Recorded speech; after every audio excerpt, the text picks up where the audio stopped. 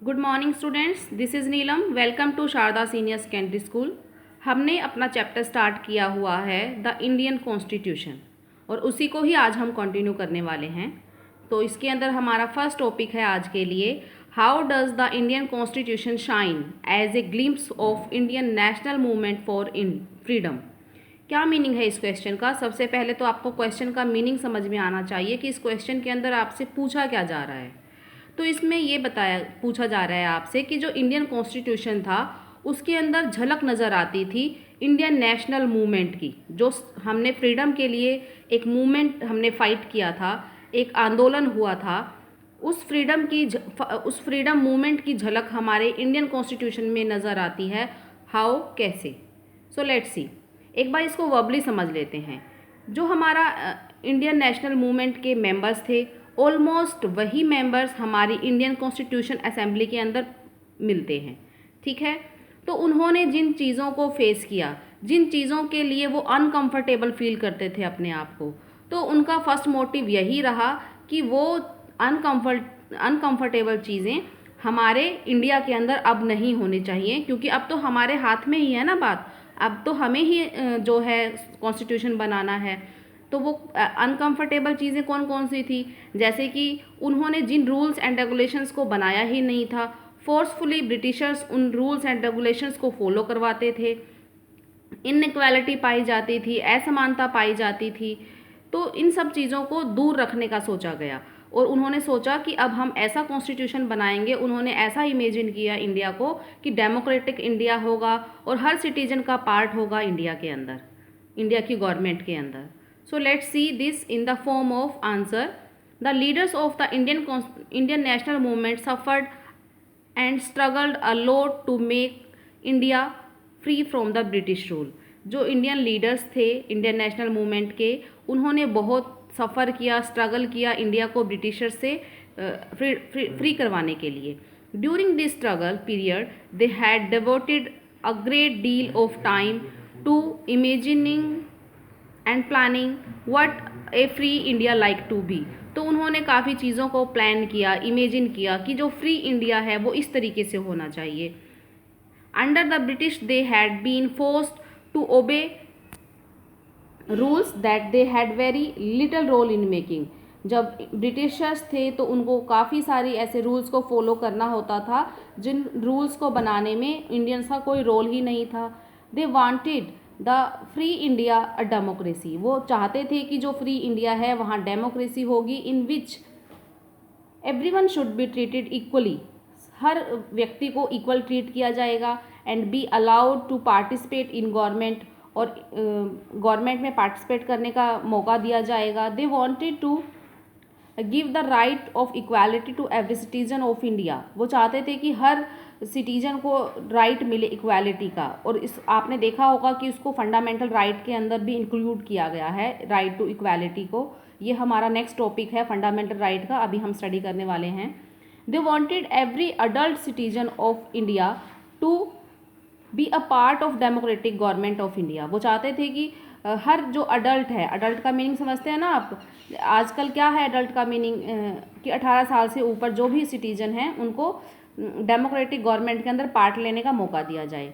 These idols were formed by the 300 members of the constituent assembly. ये idols निर्धारित किए गए कि इन चीज़ों को प्राथमिकता दी जाएगी। किसने ऐसा बनाने की सोची? जो कि कॉन्स्टिट्यूएंट असेंबली के 300 मेंबर्स थे। The constitution assembly held long meetings and discussions to draft an ideal constitution which enables every citizen of India to participate in the process of government। जो कॉन्स्टिट्यूएंट असेंबली के members थे उन्होंने लंबी लंबी meetings की, discussions की India के constitution को ड्राफ्ट करने के लिए कि किस तरीके से हर सिटीजन जो है गवर्नमेंट में पार्ट प्ले कर सकता है। They completed it on 26 November 1949। Notice this date and year. ये वो डेट एंड ईयर है 26 नवंबर 1949, जब हमारा कॉन्स्टिट्यूशन बनकर तैयार हुआ था, 26 नवंबर 1949। बट उसको इम्प्लीमेंट करने में अभी टाइम लगा। It was adopted and put into operation on 26 नवंबर 1950। इसको 26 नवंबर 1950 को इम्प्लीमेंट किया गया। That's why we celebrate this day as republic day every year. तो इसीलिए इसको एवरी ईयर 26 नवंबर को हम as a republic day celebrate करते हैं। और वन मोर थिंग जो कि यहाँ गिवन नहीं है, मैं आपको बताना चाहूँगी कि हमारे संविधान को बनाने में 2 वर्ष 11 महीने 18 दिन का समय लगा था। ठीक है, कितना टाइम? 2 वर्ष 11 महीने 18 दिन। आई होप आपको ये टॉपिक समझ में आया होगा। Our next topic is about fundamental rights. Yes, fundamental rights is very important in our constitution and Bhimrao Ambedkar ने इसको कंसाइंस ऑफ कॉन्स्टिट्यूशन कहा है, यानी कि भारतीय संविधान की आत्मा। भारतीय संविधान की आत्मा कौन है? जो फंडामेंटल राइट्स हैं। Students, there are 6 fundamental rights. Number 1 right to equality, number 2 right to freedom, number 3 right against exploitation, number 4 right to freedom of religion, cultural and educational rights, right to constitutional remedies. So let's see from starting. तो our first is right to equality. क्या है right to equality? According to our constitution, all member or all persons are equal before the law. जितने भी persons हैं हमारे India के अंदर, सभी लॉ के सामने सभी इक्वल हैं। किसी के साथ कोई भेदभाव नहीं होगा, सबको प्रोटेक्शन मिलेगी लॉ के सामने। It also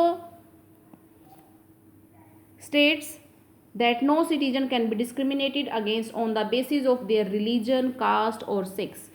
किसी के साथ भी किसी तरीके का डिस्क्रिमिनेशन नहीं होगा, यानी कि भेदभाव नहीं होगा, चाहे वो किसी रिलीजन से है, किसी धर्म से है, किसी कास्ट से है, कोई भी जाति से है, या किसी भी सेक्स को बिलोंग करता है, चाहे वो मेल है, फीमेल है। Okay, every person has access to all public places including hotels, shops, playgrounds etc.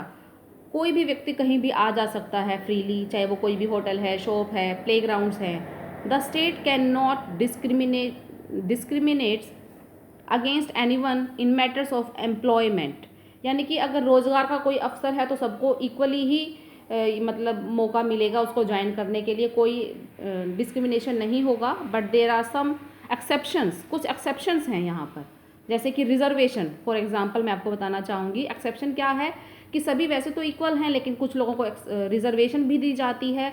वो इसलिए है क्योंकि वो लोग बहुत पीछे रह गए थे बिकॉज ऑफ सम रीजंस। अब हमारे गवर्नमेंट का ये हक बनता है कि उनको भी अब आगे लाया जाए। तो there are some exceptions.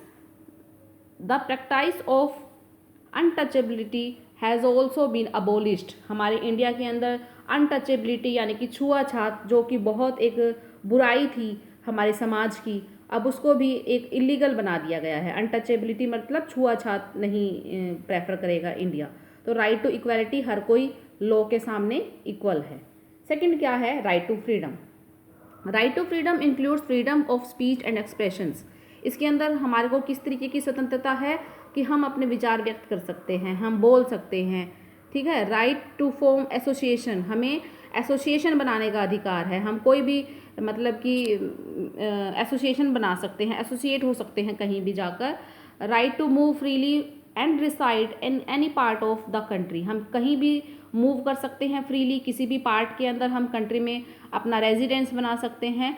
Right to practice any profession, occupation और बिजनेस, हम कोई भी प्रोफेशन अडॉप्ट कर सकते हैं, कोई भी ऑक्यूपेशन यानी कि कोई भी काम हम कर सकते हैं, कोई भी बिजनेस हम स्टार्ट कर सकते हैं। तो हम फ्री हैं इन सब बातों के लिए। तो so this is right to freedom.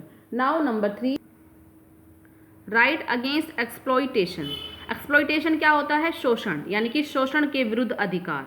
The constitution prohibits होता है मना करना। हमारा कॉन्स्टिट्यूशन मना करता है, किस चीज़ के लिए मना करता है? फॉर ह्यूमन ट्रैफिकिंग, यानी कि ह्यूमन को, मानव जाति को खरीदा या बेचा नहीं जा सकता है। Force labour and children working under 14 years of age, और ये मना करता है हमारा संविधान किसी को फोर्सली लेबर करवाने के लिए, और जो 14 साल से कम के बच्चे हैं उनसे आप श्रम नहीं करवा सकते हो। So this is right against exploitation, कि आपको एक्सप्लॉइटेशन यानी कि शोषण से किस तरीके से बचाया जा सकता है, ये हमारे संविधान में लिखित है under fundamental rights. Next is right to freedom of religion, जिसको कि सेक्युलरिज्म कहा जाता है। मैंने अपनी प्रीवियस वीडियो में आपको एक्सप्लेन किया था सेक्युलरिज्म के बारे में। इन फंडामेंटल राइट्स ये इस तरीके से लिखा हुआ है कि right to freedom of religion, आपको फ्रीडम है कि आप कोई भी रिलीजन अडॉप्ट कर सकते हो। और जैसे कि religious freedom is provided to all citizens, every person has the right to practice, profess and propagate the religion of their choice. कोई भी व्यक्ति अपनी पसंद के धर्म को प्रैक्टिस कर सकता है, अपना सकता है और उसको फैला भी सकता है, ठीक है, प्रोपगेट कर सकता है। नेक्स्ट है कल्चरल एंड एजुकेशनल राइट्स, शिक्षा और सांस्कृतिक अधिकार। The constitution states that all minorities, अब माइनॉरिटीज़ क्या होती हैं? जो अल्पसंख्यक लोग हैं, ठीक है, अल्पसंख्यक लोग जो हैं हमारे इंडिया के अंदर, रिलीजियस और लिंग्विस्टिक, भाषा के आधार पर, धर्म के आधार पर, can set up their own educational institution, वो अपने खुद के एजुकेशनल इंस्टीट्यूशन यानी कि शैक्षिक इंस्टीट्यूशन स्थापित कर सकते हैं in order to preserve and develop their own culture. किस चीज़ के लिए स्थापित कर सकते हैं? ताकि वो अपने कल्चर को डेवलप कर सकें, उसको फैला सकें, उसको सुरक्षित रख सकें, ठीक है। तो ये माइनॉरिटीज़ को राइट दिया गया है। ऐसा नहीं है हमारे इंडिया के अंदर कि जो अल्पसंख्यक लोग हैं उनकी तरफ ध्यान ही ना दिया जाए, तो उनको स्पेशल राइट गिवन है under fundamental rights, cultural and educational. And last one is right to constitutional remedies. ये जो है राइट यानी कि संवैधानिक उपचारों का अधिकार, ये मोस्ट इम्पॉर्टेंट। अगर आपसे जनरली पूछा जाता है कि 6 जो फंडामेंटल राइट है इनमें से मोस्ट इम्पॉर्टेंट राइट कौन सा है, तो ये लास्ट वाला है, राइट टू कॉन्स्टिट्यूशनल रेमेडीज़ यानी कि संवैधानिक उपचारों का अधिकार। ऐसा क्यों है? This right allows citizen to move the court if they believe that any of their fundamental rights have been violated by the state। अगर आपको किसी भी सिटीजन को लगता है कि मतलब कि किसी ने या सरकार ने या गवर्नमेंट ने आपके फंडामेंटल राइट को वायलेट किया है यानी कि हनन किया है इन फंडामेंटल राइट्स का, then you can move to court, आप कोर्ट में जा सकते हो। So this is very important. आज के लिए इतना ही। Take care, good bye.